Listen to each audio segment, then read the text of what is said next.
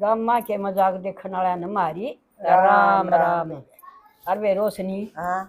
सदा चन गड़ पडोरी थी के मैं मन भी नहीं बेरा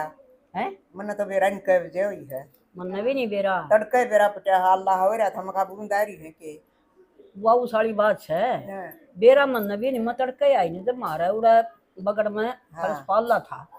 मतड़ान लखाई के जे थड़स गया हाँ वो बुढ़ी वाला काम बन गया हाँ वह बुढ़िया जाओ थी थड़स के पड़ गई और फिर बिजली चमकने वाली ढेड़ पला गिर गई अरे लाइट मार के देखा खींची पड़ी है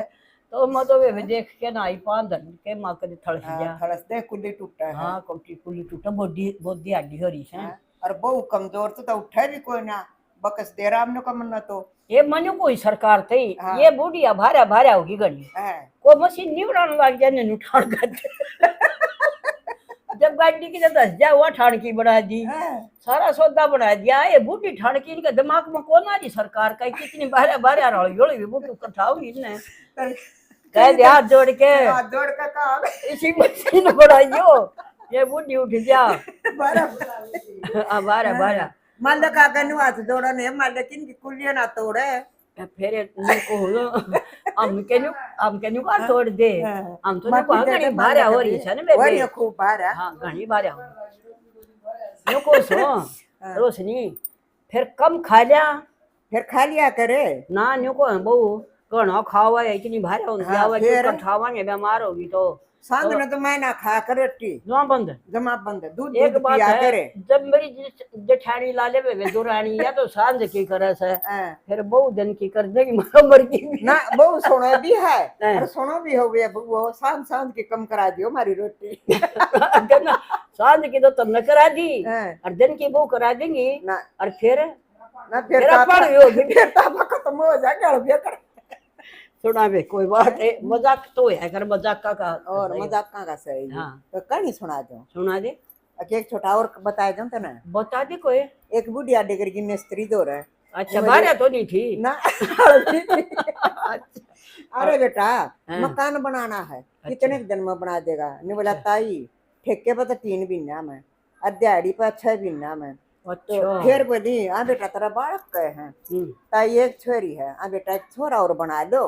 अच्छे 2 बहन भाई हो जाएंगे और कट्ठे खेल लेंगे जीला 11 का ताई बोला छोरा होने में तो टाइम लगेगा 9 महीना तो पेट में रहेगा फिर वो 1.5 साल का लगेगा खेलने नहीं बोले अरे बेटा तुमने क्या मुश्किल है 3 महीना में ठेका ले वही नहीं है तो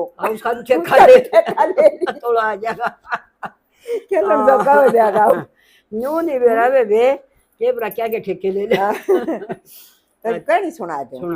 एक सेठ था और उसका 7 लड़के थे 6 तो ब्याह दिए और एक रह रहा था कुआरा अच्छा 6 ब्याह दिए और वो 6 वो वहां डंगर में सवेरा तो सेठ भी राजी हो गया वो 6 तो ब्याह गए एक और ब्याह जाएगा तो वे कोई ऐसी काम नहीं करे सवेरा उठकर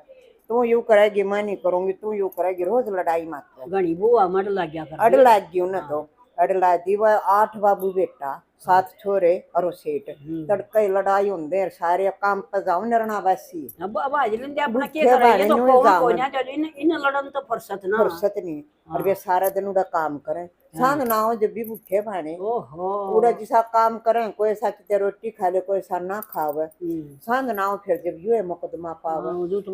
सेठ ने कहा था अच्छी आप बताई हां वो सेठानी तो सारा का पेट भरा कर दी अच्छा सेठानी जीव थी ना मर ली थी फिर अच्छा हां ईद के करा तो फिर वे 7 में छोरे का रिश्ता आ गया एक बात नहीं मानी 6 पार तार दिया ये ना दे देती खड़ा हुआ भी सिया ये 6 नहीं पार तार 7 में के करेगी फिर नहीं मानी ले के देख ले मन मन अच्छे घर की आ जा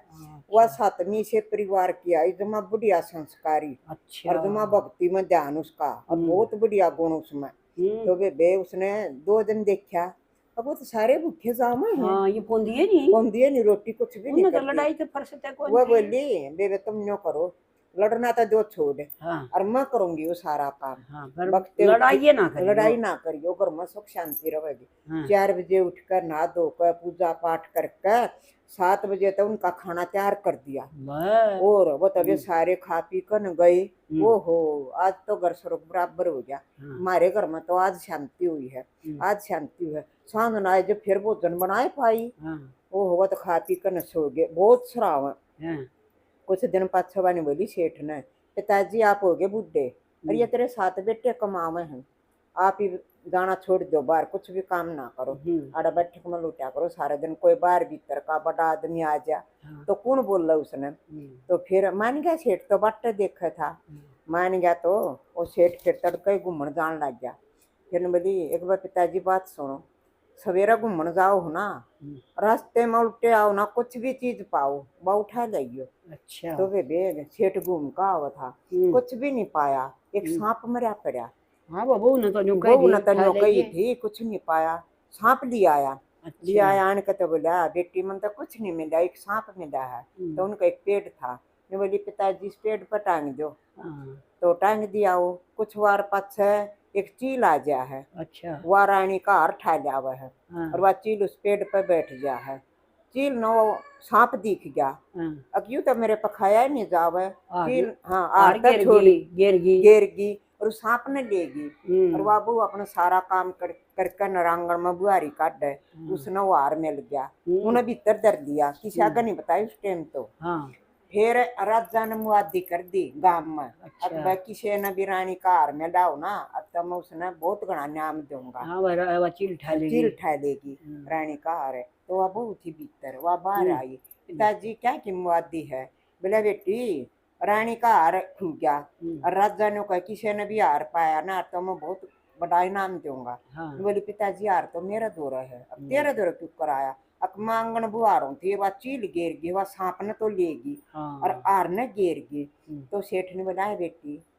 राजा ने अपना बेरा अपना हार से इसने बेच कर तो मेरा सौदा लिया आवांगे। तो बोली ना पिताजी तू ले जा, उधर सारी नगरी इकट्ठी हो रही है और ले गया भी सेठ है। हाँ अच्छा कुआ होगा और बेरा लाग गया और तने रख लिया, नाम देवेगा ना, जब बेरा लाग गया और तने रख लिया फिर कितनी सजा, फिर तो राजा फांसी तोड़ देगा, तो जान बावला ले गया। तो फिर ले गया जाकर बोला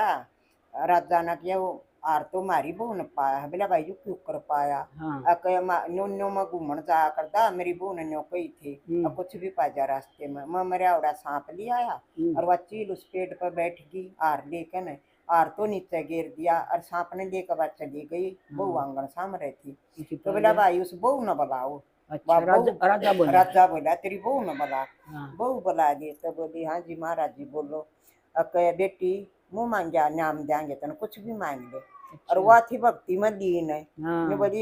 कुछ भी नहीं चाहता, हमारे घर में तो सुख शांति क्या का भी घाटा नहीं, बस एक चीज है बड़े बड़े संत महाराजा का